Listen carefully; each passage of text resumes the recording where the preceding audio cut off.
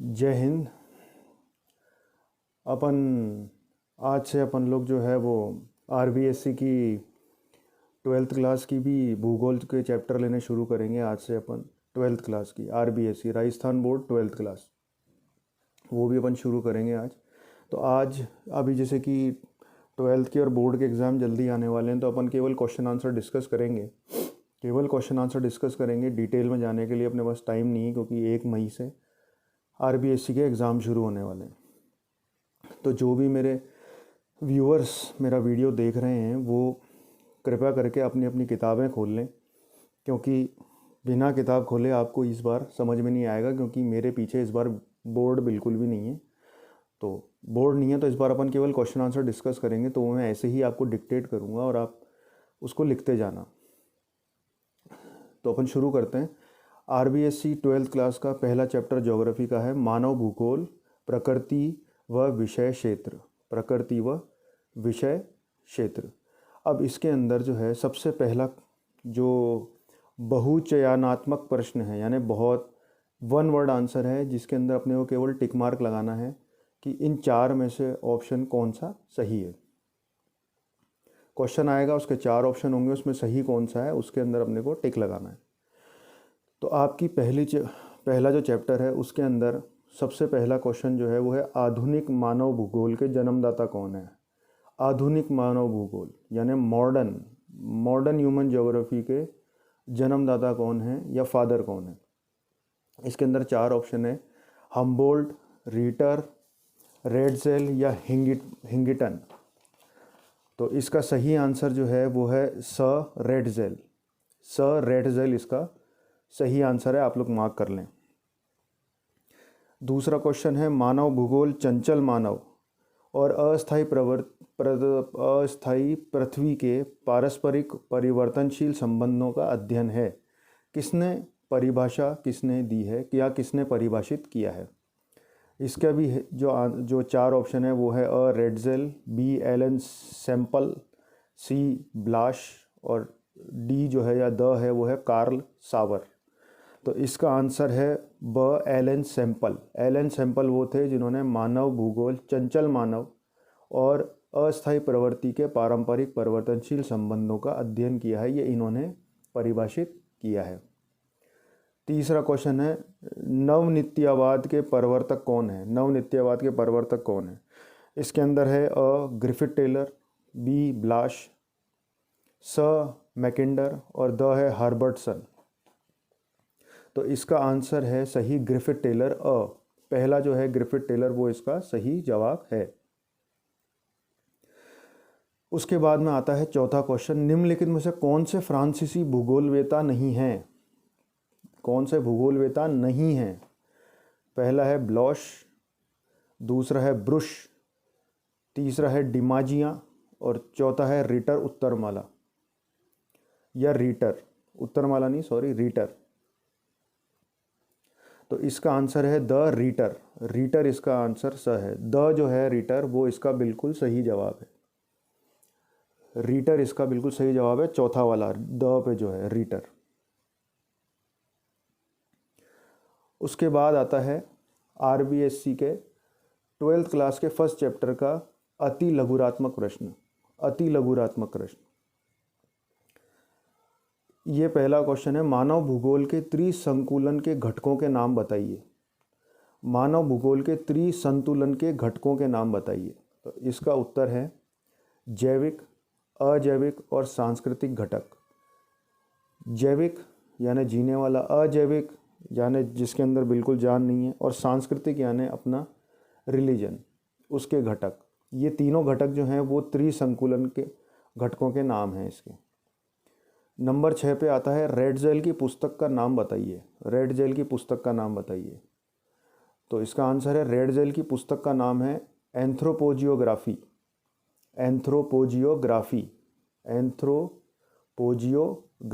ये रेडजेल की पुस्तक का नाम है। इसके बाद आता है 7वां प्रश्न, जिसका नाम है, संभवाद विचारधारा किसने दी। तो संभवाद की विचारधारा फ्रांसीसी विद्वान पॉल विडाल डी ला ब्लॉश ने दी है। पॉल विडाल डी ला ब्लॉश ने दी है, संभववाद विचारधारा। 8वां प्रश्न है, प्राचीन सभ्यताओं के प्रमुख केंद्रों के नाम बताइए। प्राचीन सभ्यता मतलब कहाँ कहाँ से प्राचीन सभ्यताएं निकली हैं, प्राचीन सभ्यताएं कहाँ कहाँ से निकली हैं, उन केंद्रों के नाम बताइए। इसका आंसर है प्राचीन सभ्यताओं के प्रमुख केंद्रों में सिंधु घाटी सभ्यता सबसे ज़्यादा है, सिंधु घाटी सभ्यता मोस्ट इम्पॉर्टेंट। फिर मोहनजोदड़ो की सभ्यता, फिर बेबीलोन की सभ्यता, फिर मिस्र की सभ्यता, मेसोपोटामिया की सभ्यता और चीन की सभ्यता। ये सबसे ज़्यादा इम्पॉर्टेंट है और यही प्रमुख केंद्र हैं। वापस से सुनना, सिंधु घाटी सभ्यता, मोहनजोदाड़ो की सभ्यता, बेबीलोन की सभ्यता, मिस्र की सभ्यता, मेसोपोटामिया की सभ्यता और चीन की सभ्यता आदि शामिल है। ये आपके ख़त्म। अब इसके बाद में आते हैं आपके लघुरात्मक प्रश्न। लघुरात्मक प्रश्न, लघुरात्मक प्रश्न के अंदर है मानव भूगोल के 5 उपक्षेत्रों के नाम बताइए। मानव भूगोल के 5 उपक्षेत्रों के नाम बताइए। तो मानव भूगोल के जो 5 उपक्षेत्र हैं उसके अंदर सबसे पहला है संसाधन भूगोल, दूसरा कृषि भूगोल, तीसरा राजनीति भूगोल, चौथा सांस्कृतिक भूगोल और 5वां ऐतिहासिक भूगोल। ऐतिहासिक भूगोल, ये 5 जो हैं वो 5 उपक्षेत्र हैं मानव भूगोल के। इसके अलावा आपका जो 10वां क्वेश्चन है, आप अपनी किताब के अंदर देखते जाइए। 10वां क्वेश्चन है वो है मानव भूगोल की प्रकृति को समझाइए। मानव भूगोल की प्रकृति को समझाइए। अब इसका उत्तर है, ये मैंने लिख के रखा हुआ है तो मैं पढ़ूंगा, आप लोग लिखते जाना। मानव भूगोल की प्रकृति अत्यधिक जटिल और विस्तृत है। जीन बुश के अनुसार जिस प्रकार अर्थशास्त्र का संबंध कीमतों से है, भूगर्भ शास्त्र का संबंध चट्टानों से है, वनस्पति शास्त्र का संबंध पौधों से है, उसी प्रकार भूगोल का केंद्र बिंदु स्थान से है, जिसमें कहाँ व क्यों जैसे प्रश्नों के उत्तर का अध्ययन किया जाता है। मानव भूगोल मानव को केंद्रित भूमिका का अध्ययन करता है। फ्रेडरिक रेडजेल, जिन्होंने आधुनिक मानव भूगोल का संस्थापक कहा जाता है, उन्होंने मानव समाजों एवं पृथ्वी के धरातल के संबंधों के विश्लेषणात्मक अध्ययन पर जोर दिया है। पृथ्वी पर जो भी मानव निर्मित दृश्य दिखाई देते हैं उन सब का अध्ययन मानव भूगोल के अंतर्गत आता है। इसी कारण मानव भूगोल की प्रकृति में मानव क्रियाकलाप केंद्र बिंदु के रूप में रहते हैं। मानवीय क्रियाकलापों के विकास कब, क्यों और कैसे को भौगोलिक दृष्टि से प्रस्तुत करना ही मानव भूगोल की प्रकृति को दर्शाता है। मानव भूगोल विभिन्न प्रदेशों के पारिस्थितिक समायोजन एवं क्षेत्र संगठन के अध्ययन पर केंद्रित रहता है। पृथ्वी पर रहने वाले मानव के जैविक, आर्थिक, सामाजिक, सांस्कृतिक विकास के लिए वातावरण के उपयोग का अध्ययन व वातावरण के लिए किए गए बदलावों का अध्ययन मानव भूगोल पर आधारित है। ये बात आप बिल्कुल समझ लेना कि मानव भूगोल और फिजिकल ज्योग्राफी या ह्यूमन ज्योग्राफी जो है वो 2 ही पार्ट होते हैं ज्योग्राफी के। तो अपन अभी मानव भूगोल की बात कर रहे हैं। आगे चलते हैं। सारांश यह है कि यह कहा जा सकता है कि मानव भूगोल मानव व वातावरण के जटिल तथ्यों के पारस्परिक संबंधों का अध्ययन मानव को केंद्रीय भूमिका के रूप में रखकर अध्ययन करता है। तो ये अपना क्वेश्चन का आंसर यहाँ पे खत्म।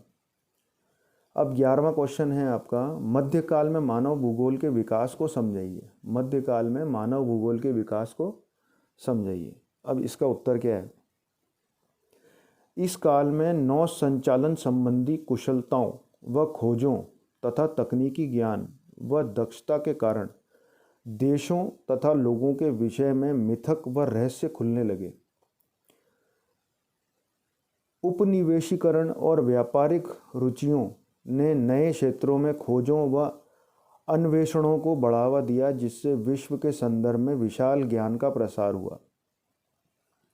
इस काल में अन्वेषण विवरण में प्रादेशिक विश्लेषण का विशेष जोर रहा। प्रादेशिक विश्लेषण में प्रदेश के सभी पक्षों का विस्तृत वर्णन किया गया। इस काल में मत यह भी था कि सभी प्रदेश पूर्ण इकाई वह पृथ्वी के भाग हैं।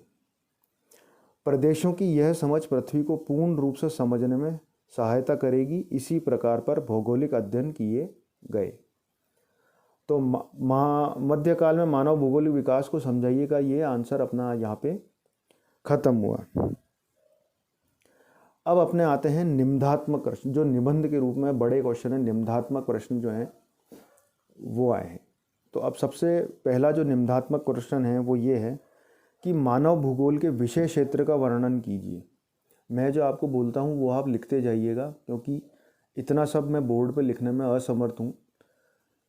इतना सब तो मैं आपको केवल डिक्टेट करा सकता हूँ। तो जो भी मेरे व्यूअर देख रहे हैं वो मुझे सुनते जाएं और एक कॉपी में लिखते जाएं और अपनी बुक ज़रूर खोल के रखें।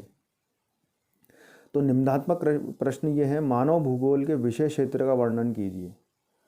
तो उत्तर है मानव भूगोल मानव व उससे संबंधित क्रियाओं का अध्ययन जनसंख्या करने वाला विषय है। इसका विषय क्षेत्र अत्यधिक व्यापक एवं अंत संबंधित या जनता स्वरूप को दर्शाता है। मानव भूगोल सामान्यतः विभिन्न क्षेत्रों, राज्य, राष्ट्र या प्रदेश में निवास करने वाली जनसंख्या व उनसे संबंधित आर्थिक, सामाजिक, पर्यावरणीय एवं ऐतिहासिक तथ्यों का समावेशित अध्ययन करती है। मानव भूगोल के विषय क्षेत्र में मुख्यतः जनसंख्या संसाधन, प्राकृतिक संसाधनों, प्राकृतिक वातावरण, समायोजन व प्रादेशिक संगठन, सांस्कृतिक वातावरण तथा कालिक विश्लेषण को शामिल किया गया है। मानव भूगोल के इस विषय क्षेत्र में दिए को आराम से समझा जा सकता है। मानव भूगोल के इस विषय क्षेत्र को उपयुक्त पहलुओं के आधार पर वर्णित किया गया है। इसके अंदर नंबर 1 पे आप लिख सकते हैं जनसंख्या संसाधन या जनता या उसकी क्षमता, कुछ भी लिखें। नंबर 1, मानव भूगोल में जनसंख्या से संबंधित दशाओं, जनसंख्या वितरण, घनत्व, जनसमूहों, जनसंख्या के प्रवास, आदिवास व उनकी प्रजातियों तथा सामाजिक संरचनाओं का अध्ययन किया जाता संगठन है। नंबर 2 पे आता है प्राकृतिक संसाधन या प्रदेश के प्राकृतिक संसाधन। मानव भूगोल के प्राकृतिक वातावरण के विभिन्न तथ्यों का अध्ययन व मानव क्रियाकल्पों पर इन तथ्यों के प्रभावों का अध्ययन किया जाता है। इसमें जल, मृदा, वन, खनिज, मत्स्य रूपी प्राकृतिक संसाधनों का अध्ययन शामिल है। तो अपना जो निबंधात्मक प्रश्न जो हैं, जिसके अंदर मानव भूगोल के विषय क्षेत्र का वर्णन कीजिए, यहीं पे ख़त्म होता है। इसको आप लोग लिखते जाइएगा, मैं फिर बोल रहा हूँ। अब प्रश्न 13 है। प्रश्न 13 है,